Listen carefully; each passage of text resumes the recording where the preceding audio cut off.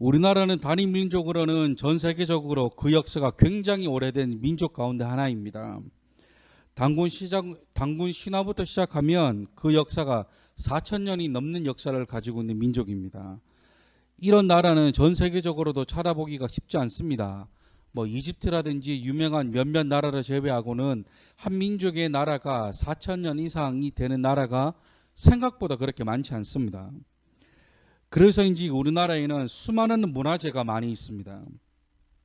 그 가운데 역사적으로 보존 가치가 높고 역사적 고증이 정확한 문화재들을 유엔 산하 기관인 유네스코에 등재하여 그 문화재를 보존 관리하도록 하고 있습니다. 2021년 7월까지 유네스코에 등재된 전 세계의 문화재가 약 1121건의 문화재가 등재되어져 있습니다. 그 가운데 우리나라 문화재가 무려 50여 건 정도 등재되어 있습니다. 어떤 문화재들이 있냐면 우리가 잘 알고 있는 판소리, 학교 음악 시간에 배워봤죠. 판소리.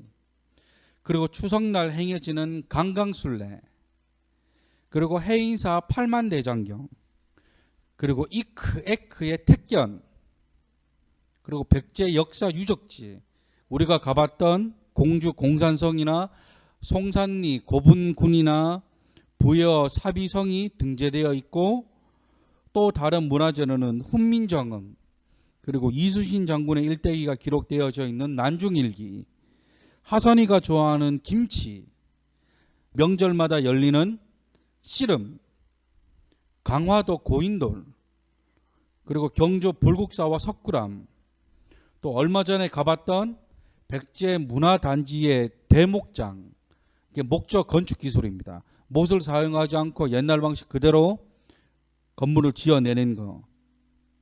그리고 동의보감, 또 세계 최초이자 세계 최고의 기술이었던 금속 활자볼인 직지심체 요절 등이 있습니다. 일일이 나열하면 오늘 하루가 다 갈지도 모르겠습니다. 그만큼 많죠. 그리고 또 하나 흥미로운 것은 많은 역사학자들이 우리나라 역사를 가리켜 기록의 민족이다라고 부릅니다. 말 그대로 수많은 역사를 글로써 기록하고 보존했다는 것입니다. 가장 대표적인 기록물이 우리가 잘 알고 있는 조선 왕조실록입니다. 이 또한 유네스코 세계유산에 등재되어 있죠. 이 조선 왕조실록은 조선을 건국한 태조 이성계를 시작으로 1392년부터 조선 25대 왕인 철종에 이르기까지 1863년까지 약 470여 년의 시간 동안 왕조 역사가 기록된 책입니다. 이것을 통해서 우리는 조선시대를 연구하고 배울 수 있습니다. 그런데 이 유네스코 세계유산 가운데 아주 독특한 기록유산이 하나가 있습니다. 그것은 수원에 있는 화성입니다. 화성은 조선 정조시대에 건축한 성입니다. 1794년 2월에 공사를 시작해서 약 2년 6개월에 걸쳐 완공된 성입니다. 그리고 옛 모습을 완벽하게 재현된 모습 그대로 지금 또 수원에 가면 볼 수 있습니다. 그런데 아시겠지만 우리나라는 그동안 수많은 전쟁을 통해 많은 문화재가 유실되고 파괴되었습니다. 그리고 지금의 문화재들은 대부분 복원한 문화재들이 많이 있습니다. 그런데 이 화성이 독특한 것은 이 화성은 옛날 250여 년 전의 모습을 완벽하게 그대로 복원되었다는 것입니다. 이렇게 할 수 있었던 것은 바로 이 화성성역의궤라는 책 덕분입니다. 이 화성성역의궤라는 책은 1801년에 발간된 책인데 책 이름 그대로 화성을 짓는 데 사용되는 조립 설명서입니다. 그 책에는 화성을 건축할 계획부터 제도, 동원된 사람들의 인적 사항, 재료의 출처와 용도, 건축하는데 들었던 비용, 사람들의 임금, 시공 기계, 재료 가공법, 공사 일지 등이 아주 상세히 기록되어져 있다는 것입니다. 그렇기 때문에 지금이라도 화성을 무너뜨리고 새롭게 짓는다고 해도 옛날 모습 그대로 똑같이 지을 수 있다라는 것입니다. 그래서 역사학자들이 우리나라를 가리켜 기록의 민족이다라고 부르는 것입니다. 성경도 마찬가지입니다. 하나님께서 천지를 창조하신 창세기 1장부터 포로에서 해방되어 다시 민족이 재건되는 에스더서까지 시간의 순서대로 기록되어져 있습니다. 또한 예수님이 활동하신 사건들과 시간도 다소 차이가 있기는 하지만 나름 겹치는 부분들이 많은 복음서를 보면 잘 기록되어 있다는 사실을 우리가 쉽게 알 수 있습니다. 오늘 본문은 이런 말씀에서 그 이유를 시작합니다. 오늘 본문 말씀은 사실 조금 뜬금없이 등장하는 장이라 할 수 있습니다. 왜냐하면 지난 시간까지 느헤미야를 통해 성벽이 재건되고 성전이 있는 예루살렘에 거주할 백성들까지 제비 뽑게 한 상황에서 갑자기 느헤미야 1장보다 앞에 기록되어야 할 말씀이 기록되었기 때문입니다. 심지어 12장 1절에 기록되어 있는 스룹바벨은 BC 538년에 1차 포로기한 때 귀환한 지도자입니다. 그리고 느헤미야는 이보다 94년이 늦은 BC 444년에 3차 포로기한 때 온 인물입니다. 그런데 느헤미야는 본문 12장에서 1차 포로기한 때 돌아온 사람들과 제사장들 그리고 레위 사람들을 기록합니다. 느헤미야는 왜 12장에서 이들의 이름을 다 기록했을까요? 그리고 12장 후반부에서는 성벽 재건을 완성한 것에 대해 하나님께 드리는 봉헌식을 진행합니다. 이 성벽 봉헌식에 앞서 이들의 이름을 다시금 언급하고 있다라는 것이죠. 그렇다고 한다면 오늘 말씀의 제목처럼 느헤미야가 왜 이들의 이름을 기록했는지 우리가 그 이유를 나누어 보기를 원합니다. 느헤미야가 이들을 기록한 이유 첫 번째는 이들을 기억하기 위해서입니다. 이들을 기억하기 위해서. 여기서 말씀하는 이들이란 유다가 멸망하여 대부분의 사람이 포로로 끌려가게 되었고 약속의 말씀처럼 70년 후에 회방될 것이라는 언약이 성취되어 70년 만에 고향인 유다로 돌아온 사람들입니다. 그런데 잘 생각해 보세요. 나라가 멸망하고 고향을 떠난 지 70년의 세월이 지났습니다. 그렇다면 고향에 남아있는 것들이 있을까요? 아무도 폐허인 상태로 70년이라는 시간이 흘렀을 것입니다.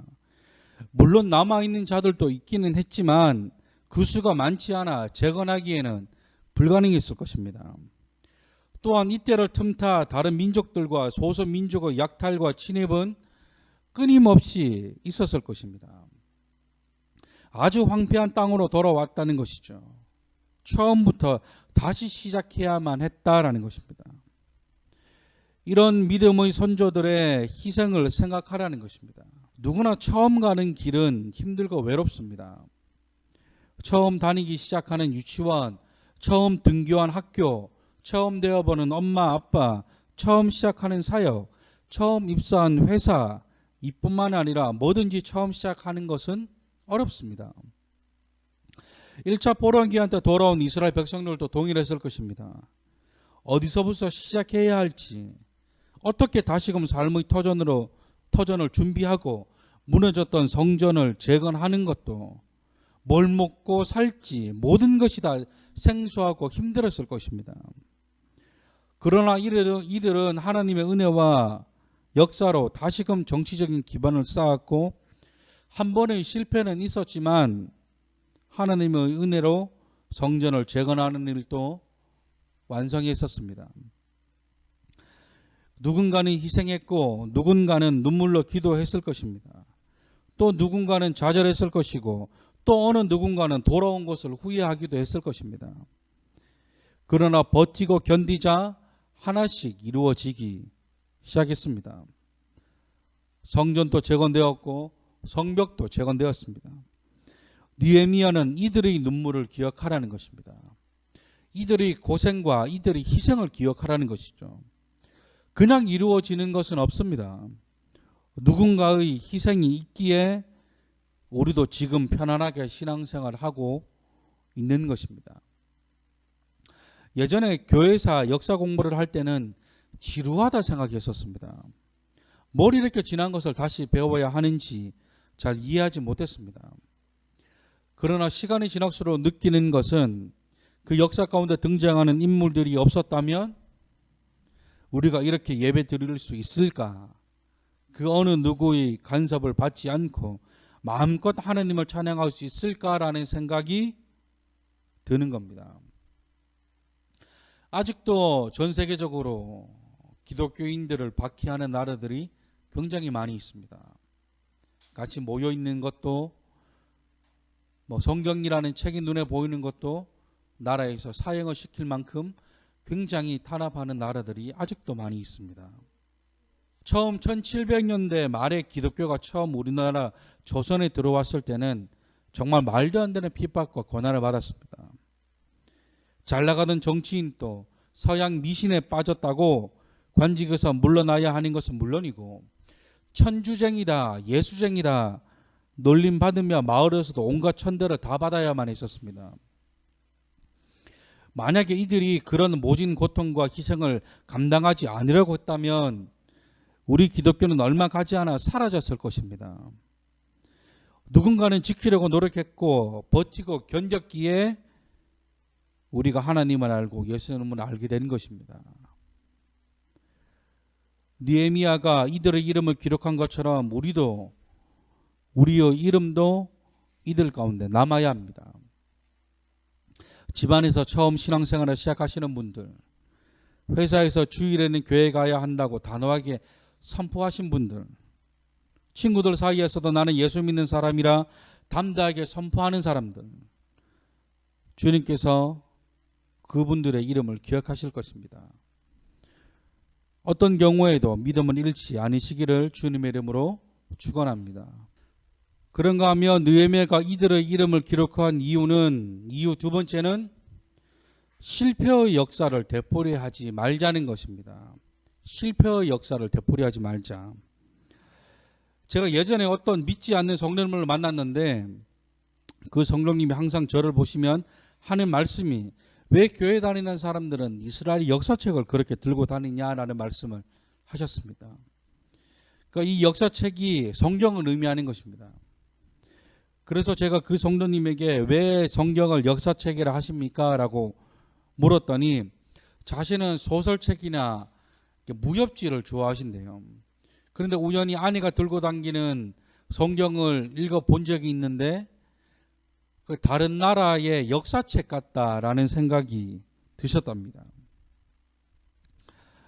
그래서 이 성경이 어떤 분들에게는 역사책으로 보일 수도 있겠다라는 생각을 하게 되었습니다. 이 역사라는 말 자체가 지날 역자에 사기사자를 사용하여 지나간 일을 기록했다라는 것입니다. 그리고 그 기록한 이유가 그 사건들을 잊지 않게 하려고 쓴 것입니다. 하나님께서도 성경을 기록하신 이유가 바로 이것입니다. 우리가 잘 알고 있는 디모데후서 3장 16절 말씀. 모든 성경은 하나님의 감동으로 된 것으로 교훈과 책망과 바르게 함과 의로 교육하기에 유익하니. 아멘. 성경 가운데 메인으로 등장하는 이스라엘 민족은 결국 처음 하나님의 뜻과 다르게 하나님의 선택한 민족에서 탈락했습니다. 처음 아브라함을 통해 히브리 민족을 선택하시고 수천 년 동안 하나님께서 이스라엘과 함께 하셨습니다. 때로는 진노하시기도 하시고 때로는 축복을 내리시기도 하시고 때로는 보호하시기도 하시고 또 때로는 이방 민족의 손에 넘겨주시기도 하셨습니다. 그런데 이 모든 것의 궁극적인 이유는 바르게 교훈하고 책망하고 의로 교육하기 위함이었습니다. 하지만 이스라엘은 변해버렸고 하나님을 향한 사랑을 저버렸습니다. 예수님을 십자가에 매달게 하였죠. 성경이 그리고 느헤미야가 갑자기 흐린 것 상관없이 예전 이름들을 넣은 이유는 과거의 실패를 되풀이해서는 안 된다는 것입니다. 이들의 희생을 기억하며 다시금 과거의 잘못된 행동들과 죄악들을 되풀이하지 말아야 한다는 것입니다. 저는 이 말씀을 준비하면서 문득 이 12장을 기록하고 있는 느헤미야의 마음이 어땠을까 하는 생각을 하게 되었습니다. 정말 진심으로 이들의 이름을 기록하면서 이 이름을 보고 이스라엘 백성들이 다시금 예전의 모습으로 돌아가거나 예전의 잘못을 다시 행하지 않으면 하는 마음이 얼마나 간절했을까 라는 마음이 느껴졌습니다. 그 마음이 얼마나 간절했을까라는 것이죠. 모든 역사가 동일한 것은 그 역사를 통해 좋은 것을 배우기도 하고 좋지 못한 것을 되풀이하지 말자는 것입니다. 다시금 흑역사의 길로 가지 말자는 것이죠. 한때 유행했던 유행어처럼 다시 돌아갈까 봐 그래. 다시 예전으로 돌아갈까 봐 그래. 라는 말이 음식점 하는 사람들에게만 해당되는 말이 아니라 이 시대를 살아가는 저와 여러분들에게도 말씀하시는 하나님의 음성이라는 것입니다. 우리가 성경을 통해서 배워야 하는 것은 앞으로 있을 일들을 우리가 배워야 하는 것도 있지만 가장 중요한 것은 성경을 통해 이스라엘의 죄악들을 우리 삶에 되풀이해서는 안 된다는 것입니다.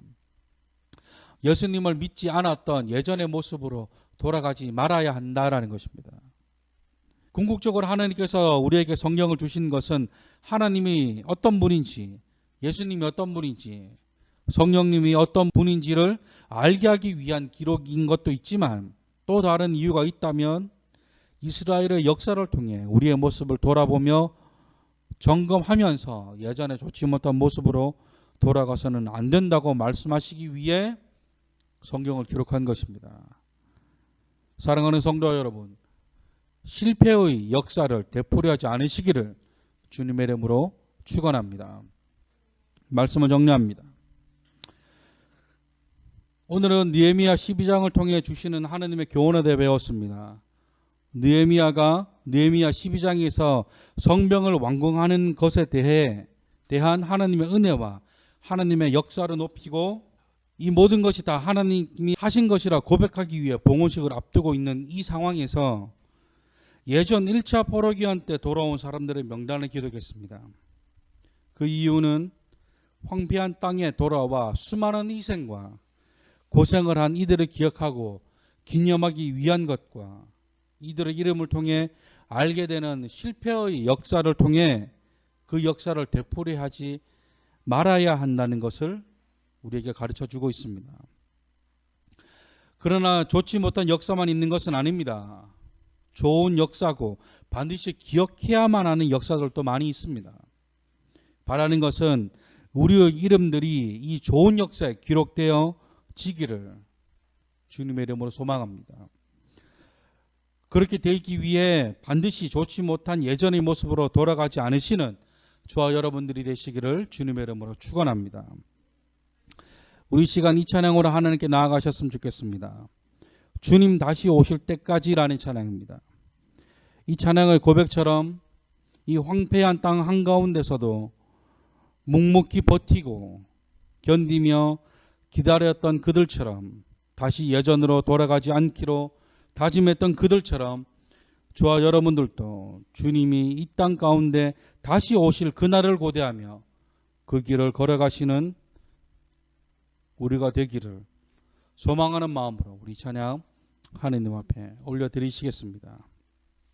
결단하는 마음으로 나아갑니다.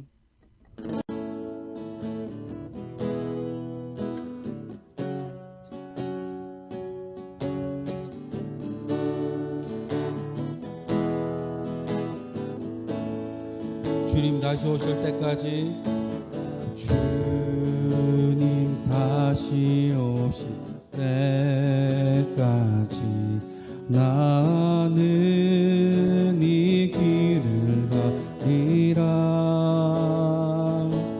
좁은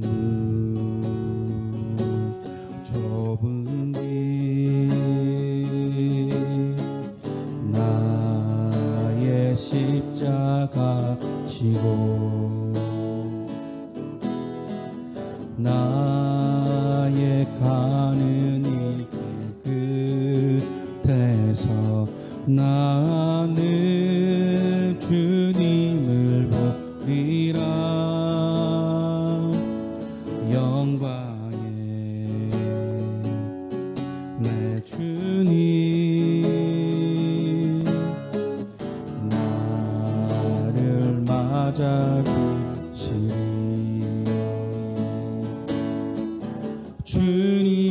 다시 오실 때까지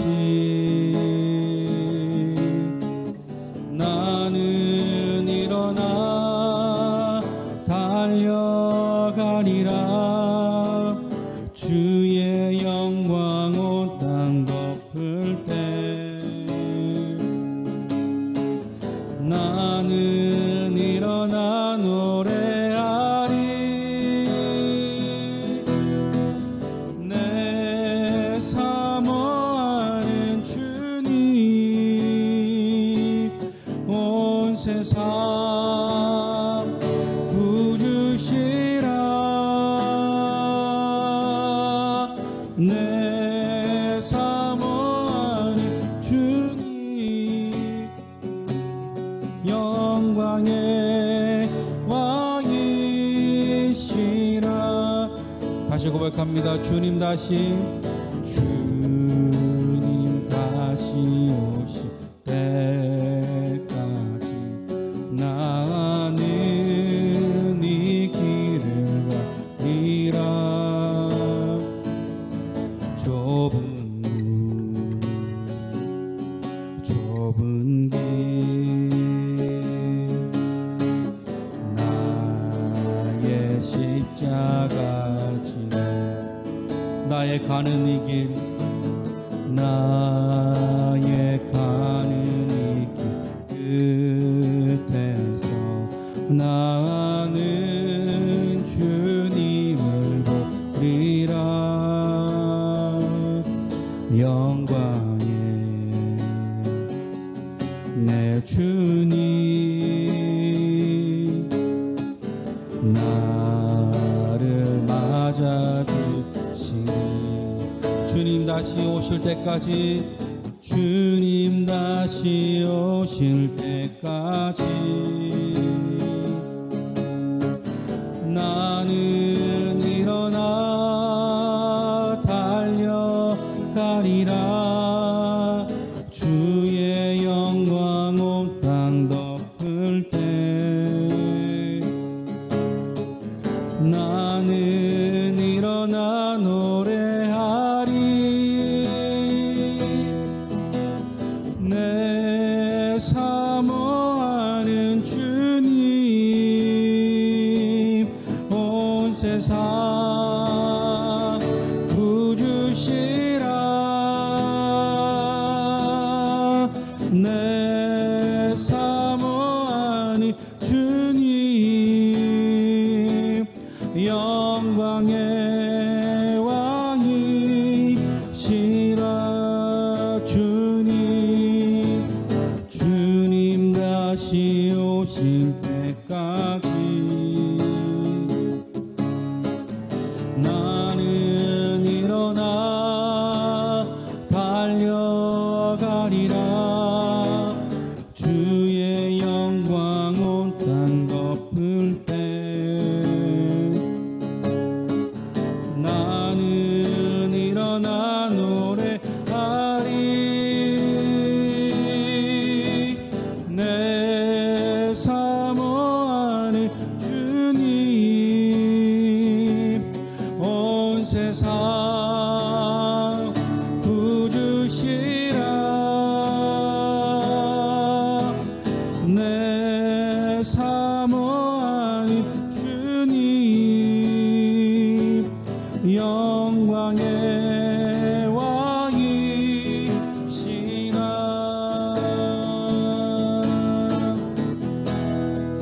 우리 지금 기도하실 때 아버지 우리가 그들의 믿음의 희생을 아버지 우리가 기억하기를 소망합니다. 아버지 또한 우리가 아버지 예전에 좋지 못했던 그 역사들을 반복하지 않기로 원합니다. 주여 우리와 함께 해달라고 우리 시간 주님 안에 생각하시면서 우리 기도함으로 나아가시겠습니다. 기도하겠습니다.